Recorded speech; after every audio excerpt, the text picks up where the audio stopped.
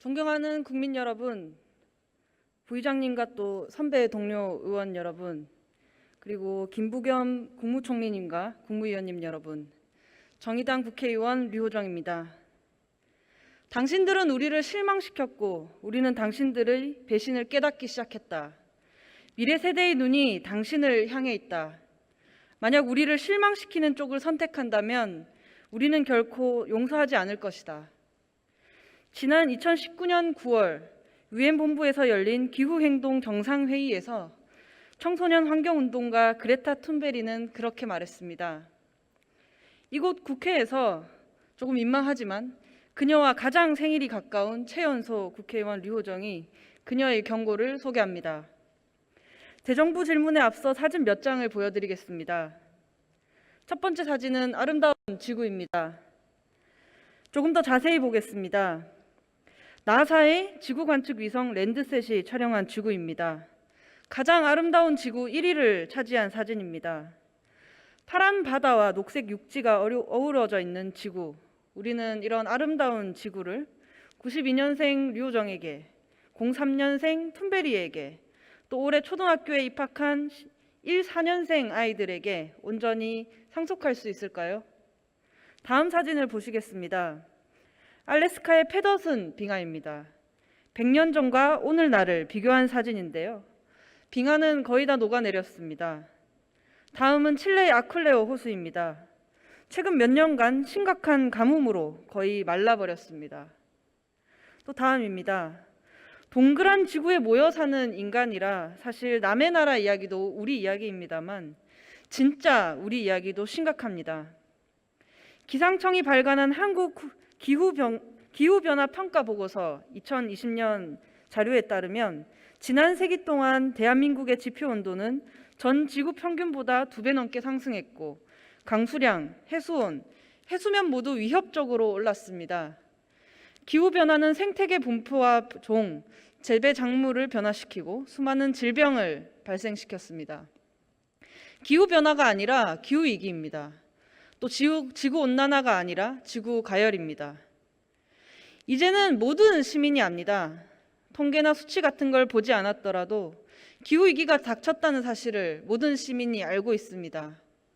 너무 덥고 너무 춥고 비가 너무 많이 내리고 산불이 너무 커졌기 때문입니다.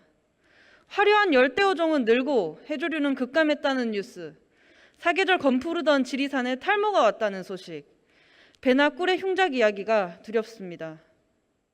재난의 결과는 평등하지 않다. 코로나19를 통해 우리는 배웠습니다. 재난은 사회적 약자를 가장 먼저 무너뜨리며 고통은 불평등합니다. 기후위기마저도 자본에게는 투자의 기회이며 노동자에게는 생계의 위협입니다. 국민이 믿을 곳은 정부, 시민이 기댈 곳은 정치뿐입니다. 기후위기 극복은 사회 구성원들의 의지와 힘을 모을 때만 가능합니다. 관료적 전문성이 아니라 민주주의의 힘으로 이겨내야 합니다. 과학이 아니라 정치의 몫입니다. 그런데 우리는 어떻습니까? 지난해 10월 문재인 대통령께서는 국회 시정연설에서 국제사회와 함께 2050년 탄소 중립을 목표로 나아가겠다고 선언했습니다. 2050년까지 온실가스 순 배출량 제로를 만들겠다는 이 약속 가능하겠습니까? 미국과 유럽연합 등 선진국은 2030년을 기한으로 온실가스 배출량 감축을 약속했습니다. 미국은 2005년 대비 50에서 52%, 유럽연합은 1990년 대비 55%, 특히 영국은 1990년 대비 68%를 목표로 제시했습니다.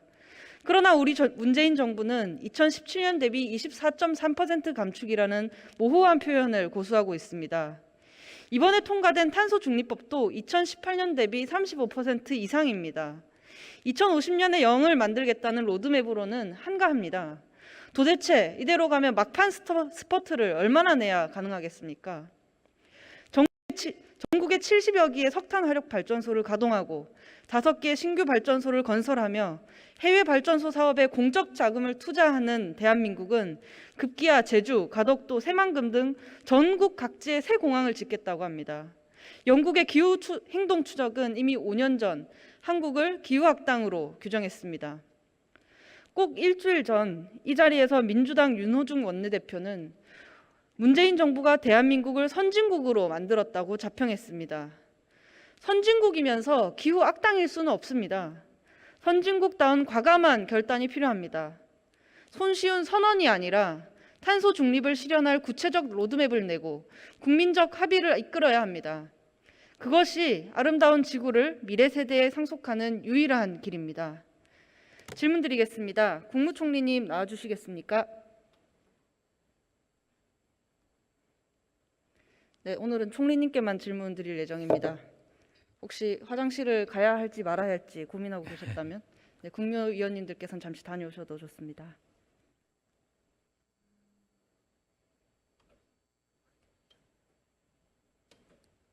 네, 안녕하세요, 총리님. 네. 네, 총리님, 기후 변화가 아니라 기후 위기로, 또 지구 온난화가 아니라 지구 가열로 명칭해야 한다. 제가 방금 전 했던 말인데요. 네. 재작년 가디언의 제안이기도 합니다. 네. 동의하십니까? 기후 변화가 아니라 기후 위기라는 데는 동의를 하고요. 의원님 두 번째 쓰신 용어는 제가 아직은 조금 익숙지 않습니다. 네. 네, 뭐 사실 지구 온난화도 처음부터 익숙했던 용어는 아니니까요. 네, 지구 가열이라는 말도 네. 한번 생각해 주셨으면 좋겠습니다. 네. NDC 아시겠지만 네. 2030년 탄소 저감 목표를 말하는데요. 네. 정부의 지난해 NDC는 상당히 많은 지탄을 받았습니다. 2030년 배출 전망치 대비 37% 감축이었던 박근혜 정부의 목표치를 2017년 배출량 대비 24.4% 감축으로 변경한 것인데요.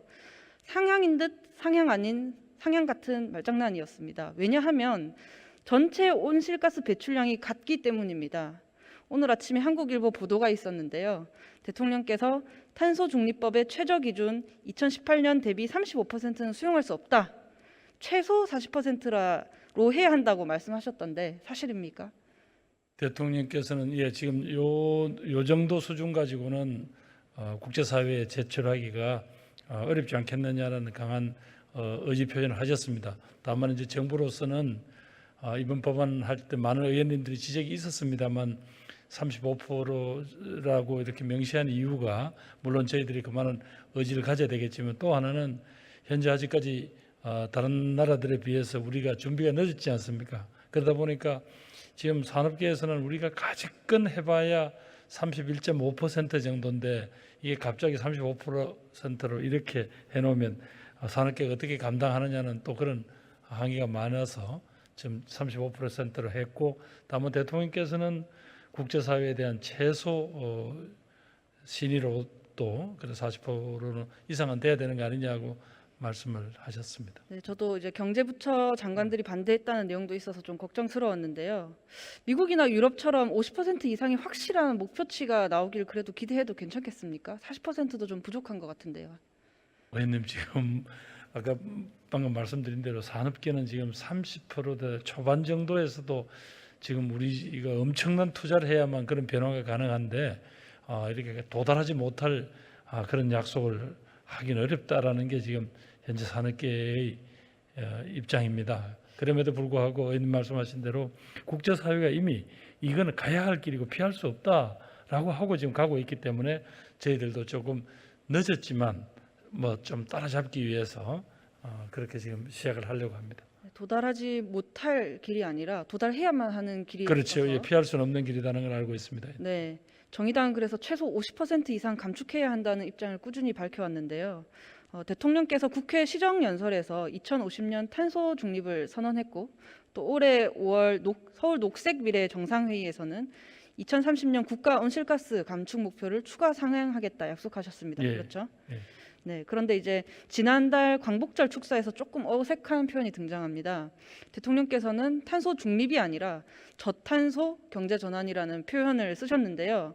적절한 수준으로 탄소를 저감하는 것이 저탄소이고 탄소 순배출을 제로로 만드는 것이 탄소 중립입니다.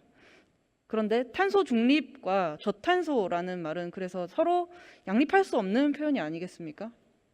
뭐 그냥 그 목표를 향해 가는 과정이다. 이렇게 이해해 주시면 어떨까 싶습니다.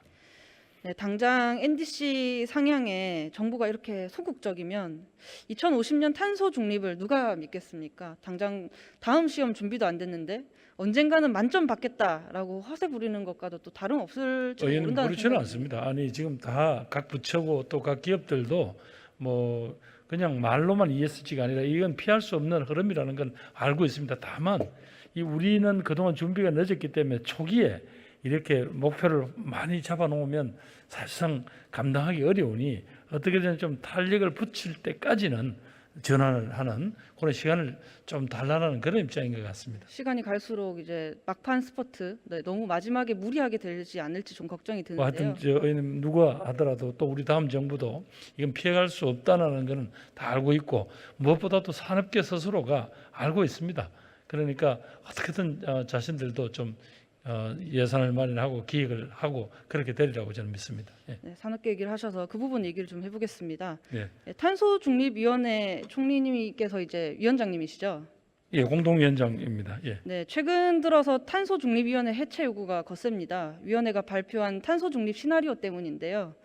위원회는 3개의 시나리오를 제시했습니다. 그런데 1, 2, 3안 중 2개는 대통령이 약속하신 탄소 중립은 안 된다라는 그런 결론이었거든요. 그래서 대통령의 약속을 대통령이 만들고 국무총리가 위원장인 그 위원회에서 그거 안 돼라고 말하는 상황입니다. 대통령을 거짓말쟁이로 만든 것은 아닐까요? 1, 2안은 아예 없었어야 할 내용인 것 같은데. 그만큼 분과위원회 회의를 해보니까 그만큼 현실적으로 우리가 감당하기 어렵다라는 이제 얘기적인 목소리를 일단은 저희들이 그걸 있었다라는 거는 정확하게 보고를 드려야 될 것 같아서 그 1, 2, 3안으로 냈는데요. 아직까지 이제 단중이가 저희들 입장을 정하기 위해서는 여러 가지 이제 시민들과의 이렇게 이제 토론 과정도 있지 않습니까? 그러니까 이님 조금 더 지켜봐 주시죠. 그 문제. 예. 네, 코미디라고 생각합니다. 그 필수적이라고 생각을 하는 것과 그래 현실에 어렵다고 해서 실제로 나온 결과물이 있잖아요. 결국에는 우리가 결과로 증명을 해야 하는 것이거든요. 네, 산업 부분 탄소 배출량 감축 촉구는 정부가 직접 나서야 할 아니라고 생각합니다. 산업계가 이러면 시민들이 절약하고 텀블러 들고 다니고 해봐야 아무 소용이 없지 않겠습니까? 산업계도 의원님 그걸 알고는 있습니다. 자신들도 가야 된다는데 그런데 이 사람들도 거기까지 좀 시간을 벌어달라. 우리가 그런 전환을 하려면 뭐 투자도 만만치 않지만 또 그렇게 또 적응할 수 있는 시간 또 자기들의 뭐 공장의 시스템을 다시 재설계한다든가 이런 여러 가지 그런 이제 요청을 하고 있어서 그렇습니다. 왜냐면 무엇보다 아까 지적하신 대로 이 에너지 문제만 해도 하루아침에 석탄 발전소를 지금 전부 폐쇄할 수는 없지 않습니까? 그런 어려움이 있습니다. 네, 또 최근에 산자부 장관이 이후에 한국은 탄소 국경세에서 제외해달라고 이제 읍소했다는 사실이 밝혀졌는데요. 이런 거는 선진국 대한민국이 할 수 있는 일일까요? 그 내용은 제가 정확하게 파악을 못하고 있습니다. 예. 네, 국격을 좀 떨어뜨리는 행동이었다고 생각하고요. 진짜 선진국은 석탄 화력 발전소를 폐쇄하고 가까운 거리 비행기 이용을 좀 금지를 합니다. 그런데 우리는 아예 공항 짓자고 특별법을 제정하고 석탄 화력 발전소는 수출을 하고 있습니다. 이것도 선진국으로서 할 수 있는 일일까요? 최근에 이 유럽에서 그런 운동 어지간하면 전부 다 기차를 타고 다니고 이러지 항공기는 이용하지 말자는 그런 운동이 일어나고 있다는 건 알고 있습니다. 그런데 아직까지 우리는 국토균형 발전 등등의 여러 가지 다른 정책적 목표 때문에 아직까지 또 공항이라는 SOC가 꼭 필요하다 하는 또 그런 요구도 워낙 강렬해서 지금까지 이렇게 있습니다만 의원님 말씀하신 대로 지금 현재 2050 탄소 중립이라는 세계의 비전은 분명히 다른 어떤 인내와 다른 실천을 요구하고 있다는 것은 정부도 잘 알고 있습니다. 네, 기후 위기를 극복하기 위해서는 에너지 전환이 필수적이잖아요. 동의하십니까? 그렇습니다. 예, 예. 네, 그래서 언젠가는 석탄 화력 발전소를 폐쇄하고 내연기관 자동차 대신 전기차로 대체를 해야 하는데요. 그러니까 산업 전반에 엄청난 변화를 피할 수가 없다는 뜻이죠. 네, 네. 예.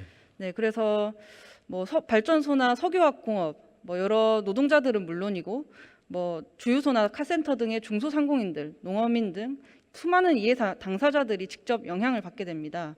저는 지난 4월에 석탄 화력 발전소 비정규직 노동자 3,634명을 대상으로 설문조사를 진행하고 결과를 발표를 했는데요. 혹시 알고 계십니까?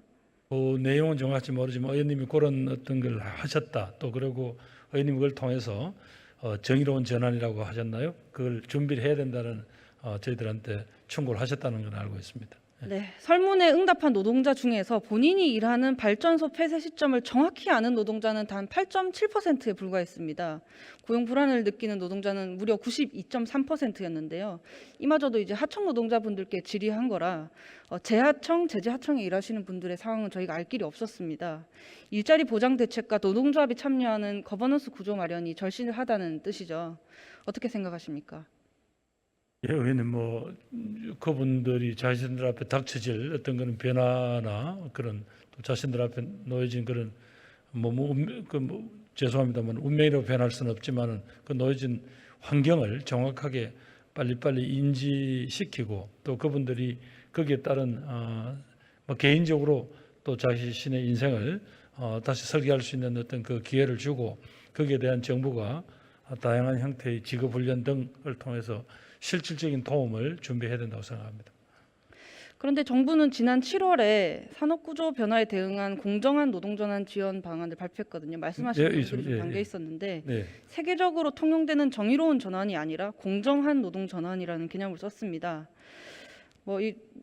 단어 자체가 문제라기보다는 이런 내용들을 좀 살펴보면 정부의 노동 전환은 그냥 원만한 구조 조정을 하겠다는 거 아닌가 그런 생각이 들었거든요. 왜냐하면 앞서 말씀드렸던 것처럼 정의로운 전환이 되려면 정책 수립과 집행, 점검 등의 전 과정에 노동자의 참여가 필요합니다.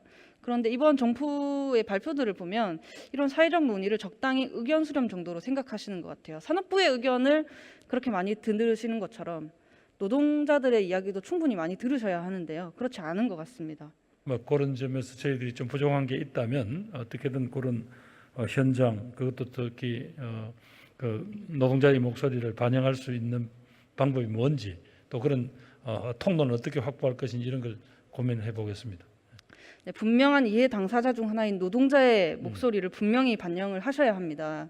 그렇지 않으면 사실 아까 제가 시나리오 1, 2, 3안에 대해서 이야기를 했는데 1, 2, 3안을 보면 산업부에 이제 주어진 몫은 1, 2, 3안에 따라서도 변화가 없어요. 총량이 같더라고요.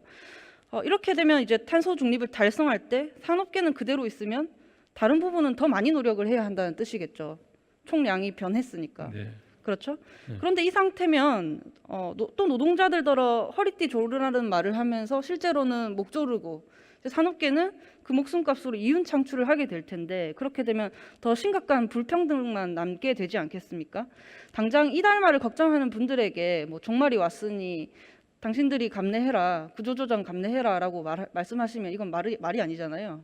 이제 그랬을 때 그분들의 삶이 계속 될 수 있도록 그런 어떤 사회 안전망을 비롯한 여러 가지 제도를 마련하고 또 그분들에게 재교육 등을 통해서 또 다른 일자리를 얻게 하고 하는 이런 것들을 준비하는 게 이제 정부의 몫인데 의원님 말씀하신 대로 산업계가 아직도 조금 타성에 젖어 있는 측면은 있습니다. 그러나 의원님 아까 이야기한 에너지를 많이 쓰는 쪽, 탄소를 많이 배출하는 산업부터 이대로는 견딜 수 없다는 것은 아마 위기감은 더 강하게 느끼고 있는 것 같습니다. 산업계가 현실을 이야기하는 걸 들어주시는 만큼 노동자들이 당장 내일을 걱정하고 있다라는 이 현실도 충분히 들어주셔야 합니다. 그리고 반영을 하셔야 하고요. 지금 선거권, 피선거권이 없어서 직접 목소리를 내기 힘든 10대, 20대들이 있습니다. 아마 이제 평균 나이대로 한다면 저는 아마 한 50년 정도 더 살 텐데 그분들은 훨씬 더 많이 이 지구에서 살아가시겠죠. 그런데 우리가 현실적이라는 이야기를 하면서 계속해서 미룬다면 기성세대들이 지구를 마구 써서 생긴 이 문제점들을 우리 후세대가 또 짊어져야 하지 않겠습니까?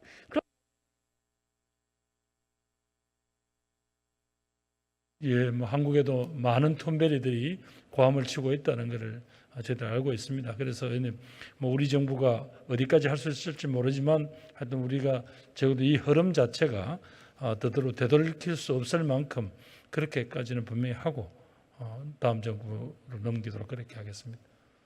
넘기시면 안 되고 아직 1년 동안 월급을 더 받으셔야 되니까 일을 다 하고 가셔야 됩니다. 월급 받을 때만큼은 최선을 다해서 일하겠습니다. 만큼 더 나중에 고생해야 되잖아요. 네, 알겠습니다. 의원님. 네.